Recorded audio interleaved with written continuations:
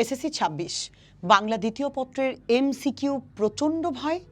কবে ধরেছিলে লাস্ট মনে পড়ে কি? অথবা তুমি নিজে যদি পড়ো ২৭টি পরিচ্ছেদ, মানে ১ ঘন্টা করে সময় দিলেও তো ২৭ ঘন্টা। কোনটা ইম্পর্টেন্ট বলতে পারবে? কতটুকু রিভিশন দিবে?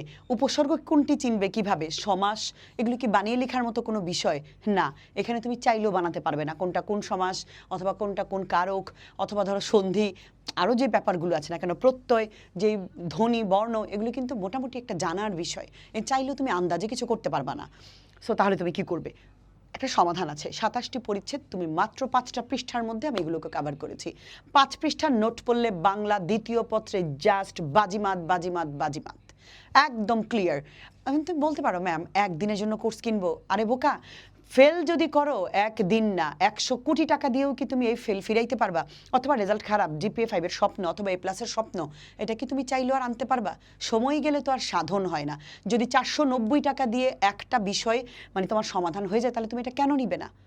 দেখো, এত গুরুত্বপূর্ণ একটা বিষয়, আমাদের নোট 100% কমন, মানে আমাদের সাজেশন বাংলা প্রথম পত্র কেউ বলতে পারবে না যে কমন আসে নাই, এতটাই কমন আসছে। সো বাংলা দ্বিতীয় পত্র তুমি 5 পৃষ্ঠার নোটটা নিয়ে দেখো। আমার কিছু ক্লাস আছে 7-8টা, যদি করতে পারো বাজিমাত। আমি তোমাকে বলবো আমার কোর্সে ভর্তি হওয়ার পরে সমাসের ক্লাসটা করবা আর উপসর্গের ক্লাসটা করবা, এই দুইটা তুমি মাস্ট বি করবা। আর একটা ক্লাস আছে বর্ণের উচ্চারণ, কারণ বর্ণের উচ্চারণটা এটা তুমি যদি টেকনিক্যালি না বুঝো তাহলে তুমি এটা পারবা না। মানে এটা তুমি একটু, এই 3টা ক্লাস তোমাকে করতে হবে একসাথে, হয়তো অল্প কিছুক্ষণের ক্লাস। সো আমি তোমাকে বলবো সময় আছে, আজকে যদি এমসিকিউগুলো করো, কালকে আমি যে সাজেশন দিয়েছি সাজেশন অনুযায়ী স্টাডি করলা, পরের দিন সকালে নোটটা জাস্ট একটু দেখা গেলা। যদি তুমি ক্লাস করো তাহলে তুমি 30টা কমন পাবো, যদি তুমি শুধু নোটটা পড়ো তবু তুমি 25টা কমন পাইবা ইনশাল্লাহ। আমি চ্যালেঞ্জ করছি তুমি পাবে।